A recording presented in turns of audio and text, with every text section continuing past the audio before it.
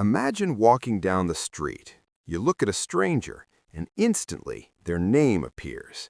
Then their job, then their Instagram, maybe even their criminal record, all floating in front of your eyes like something out of a science fiction movie. But here's the twist. This is not science fiction anymore. Right now, experimental smart glasses paired with facial recognition software can identify people in seconds, which raises a terrifying question. If a pair of glasses can recognize anyone you look at, did privacy just die? The day glasses became surveillance machines. For most of human history, recognizing someone required one thing: a brain. Your brain. If you met someone once, maybe you remembered them. Maybe you didn't. But machines?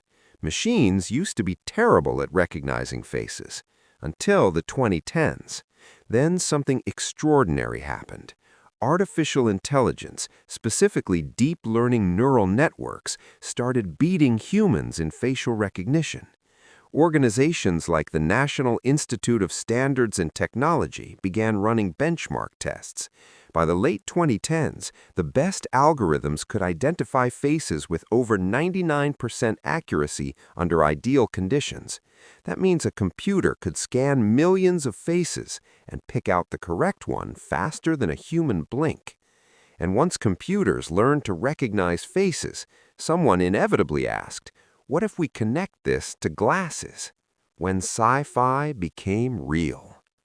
For decades, movies imagined this moment. In films like Minority Report, police scan crowds and instantly identify suspects. At the time, audiences thought, cool movie tech. But real engineers were watching. Companies began experimenting with augmented reality glasses. The most famous early attempt? Google Glass. When it launched in 2013, people weren't scared of facial recognition yet, but they were uncomfortable. Restaurants banned the glasses. Bars banned the glasses. Why? Because people hated the feeling of being recorded without knowing it. And Google Glass didn't even have facial recognition. That came later. The hacker who proved it could be done.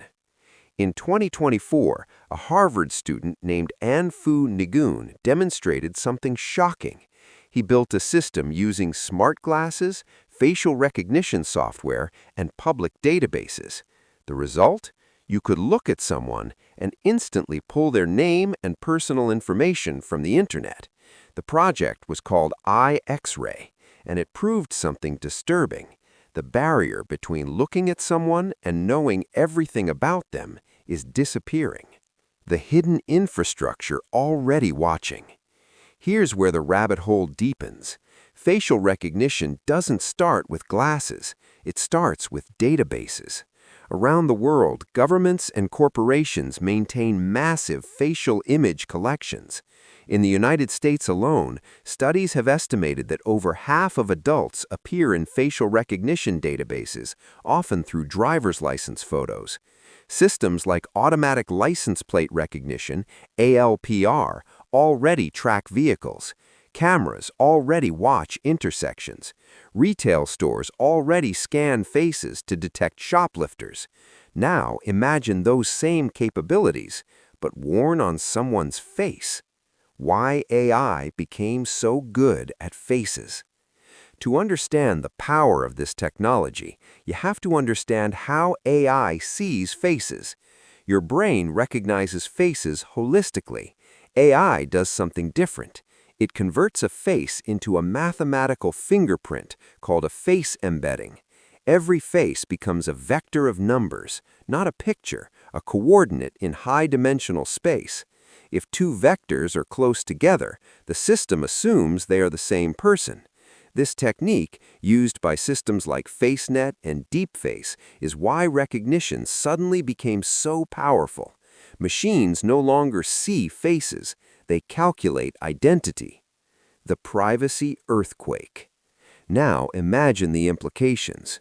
You walk into a coffee shop, someone wearing smart glasses looks at you. Instantly they know your name, your LinkedIn, your employer, your social media, maybe your home address. not because they hacked anything, but because the internet already contains that information. The glasses simply connect the dots, which means the real question isn't about technology. The real question is, how much of your life is already public? Governments are worried too. Even governments are nervous about this technology. Cities like San Francisco temporarily banned government use of facial recognition.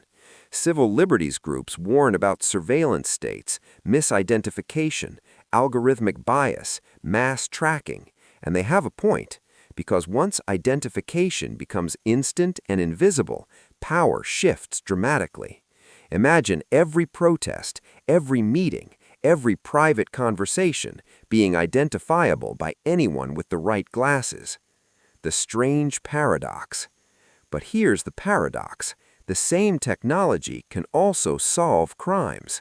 Police already use facial recognition to locate suspects. Missing children have been found using it. Airports use it to speed up immigration checks. In other words, the same technology that threatens privacy can also protect society. Technology rarely comes with simple answers, only trade-offs. The future that's already arriving. Now imagine the next step. Smart glasses connected to AI assistants, voice recognition, real-time translation, internet search. You look at a person, the glasses whisper in your ear, "That's Sarah. You met her 2 years ago at a conference." Forgetting names might become impossible. Awkward social moments might disappear. But anonymity? Anonymity might disappear too. The deepest question. For thousands of years, humans had something called practical obscurity.